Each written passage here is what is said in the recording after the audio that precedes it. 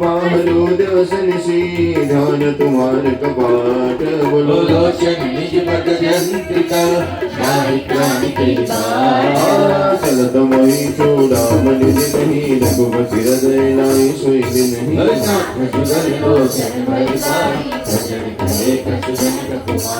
अनुज समेत गयो प्रभु चरणा दीन बंधु गुण तौर तिहरना मन क्रम वचन चरण अनुरागी के अपराध नाथो योगी अवगुण कमोर में माया गुजरत भवन किन्ह पयाना हरनाथ समेत लिखो अपराधा मिश्रित प्राण करे अतिकागा विरह गण तन तूल समीरा सोस जरय सन माहि शरीरा नयन श्रवहि जन तुझे कलामी जरे पार देह बिरहाती सीता के दिव्यवति विशाला विनय कहे बड़े दीन दयाला निमिष निमिष करुणा निधि जाहि कलप समबीति चरिय प्रभु आनिया भज बल बल दर जीते मंगल भवन अमंगल हारी प्रभु सुदशरथ अजीर बिहारी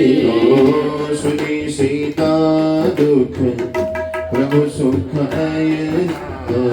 हरियाए जलरा शिव नयना वचन काय मन मम गति जाहि सपने बुझिया विकट कीताही मंद विपद प्रभु सोई जब तब सुमिरन भजन न होई कीर्तिक बात प्रभु जातु धान की एवरे को है चितिया किसी जानती सुनो कवितो ही समान उपकारी नहीं को सुर मुनि तत्हारी प्रति उपकार करो का तोरा सन्मुख होई न सकत मन मोरा सुन सकतो ही उन मेरा अजय चंपई विचार मत माही पुन पुन कब हिचतो सुर दाता लोचन नीर पुनक अतिवार्ता सुन प्रभु वचन विलोकी मुख मात हरस हनुमंत चरण पर प्रेमाकुला त्राहि त्राहि भगवंता मंगल भवन अमंगल हारी प्रभु सुदशरथ अजीर बिहारी बार बार प्रभु चहरी उठा प्रेम जन ते उठ बनवावा प्रभु कर सारी पाली श्री राम जय राम जय जय राम श्री राम जय राम जय जय राम श्री राम जय राम जय जय राम श्री राम जय राम जय जय राम श्री राम जय राम जय जय राम श्री राम जय राम जय जय राम मधुर मधुर मधुर राम मधुर मधुर राम श्री राम जय जय राम मधुर मधुर नाम श्री राम जय जय राम पावन पावन नाम श्री राम जय जय राम पावन पावन नाम श्री राम जय जय राम सुंदर सुंदर नाम श्री राम जय जय राम सुंदर सुंदर नाम श्री राम जय जय राम मधुर मधुर नाम श्री राम जय जय राम मधुर मधुर नाम श्री राम जय जय राम સાંભળો છો ને બધા હા સંતો કહે છે કે આ દુનિયામાં મધુરમાં મધુર કોઈ વસ્તુ હોય તો કઈ છે રામનું નામ છે પણ આપણને નામ લેતા જોર આવે છે સાંભળો છો ને બધા હા સુંદરમાં સુંદર એમ કહેવાય કે કોઈ નામ હોય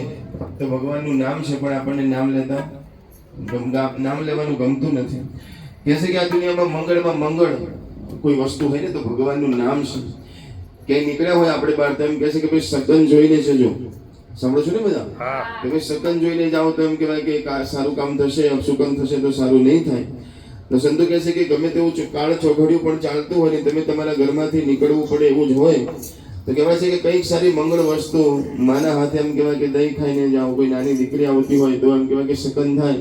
એમ સૌથી સારામાં સારું શકન છે કે ભગવાનનું નામ કોક સંભળાવે અથવા ભગવાનનું નામ લઈને નીકળો તો એને કોઈ દિવસ અપશુકન ન થાય. માટે આપણા દરબાર પરિવારમાં અમુક સારા પરિવારોમાં બધામાં એમ કહેવાય કે નિયમ હોય છે કે ઘરની બહાર જાય તો જય માતાજી કરીને જાય, આવે તો જય માતાજી જય અંબે નામ લઈને જાય. તો શું થાય કે તમે બહાર નીકળો તો ભગવાન તમારી સાથે રહે, અને પાછા આવો તો જય માતાજી બોલો એટલે કંઈક ખોટી વસ્તુ કદાચ આવી ગઈ હોય આપણી જોડે તો બહાર જતી રહે, ઘરમાં પ્રવેશ ન કરે. કારણ કે પહેલાના સમયમાં ઘરમાં પ્રવેશ થાય પહેલા હાથ પગ ધોઈને ઘરમાં જતા હતા, પણ હવે આપણે ફ્લેટમાં આવી ગયા એટલે બધું ફ્લેટ થઈ ગયું છે, એ કોઈ સગવડ હોય નહીં. પવન પવન નામ શ્રી રામ જય રામ જય જય રામ. પવન પવન નામ શ્રી રામ જય રામ જય જય રામ. આપણે જાતે નામ લઈએ એમાં ફેર છે, અને આપણા ગુરુ આપણને મંત્ર આપે એમાં ફેર છે. સાંભળો છો ને બધા? હા. જે અહીંયા એવા ગુરુના શિષ્ય બેઠા હશે એને ખબર હશે કે નામનો મહિમા કેટલો છે, ગુરુ મંત્રનો મહિમા કેટલો છે, કેટલો ફેર છે ખબર છે?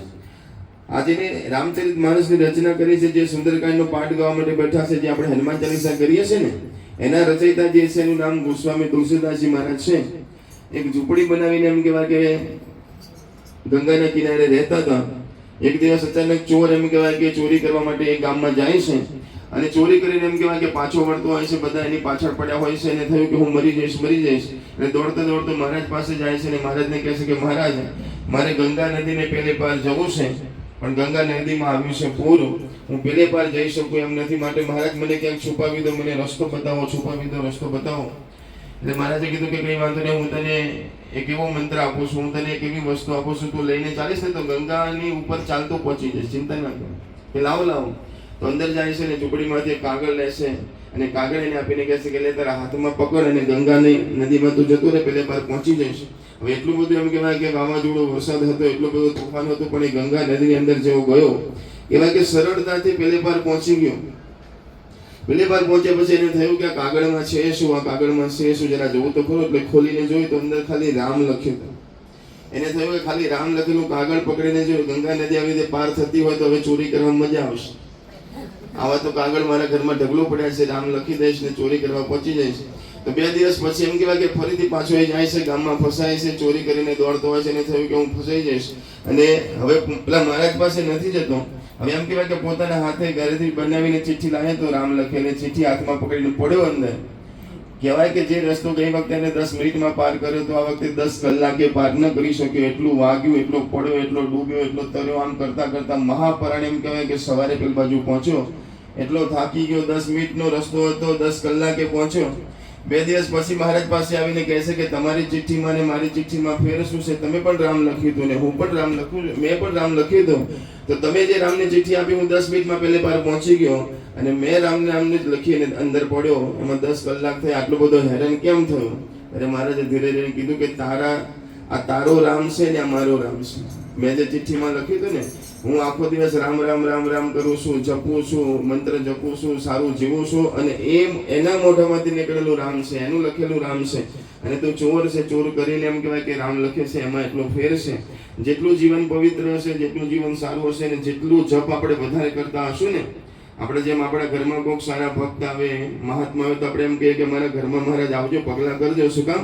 કે અમારા ઘરમાં પગલા કરશું તો તમારું ઘર પાવન થશે. શું કામ?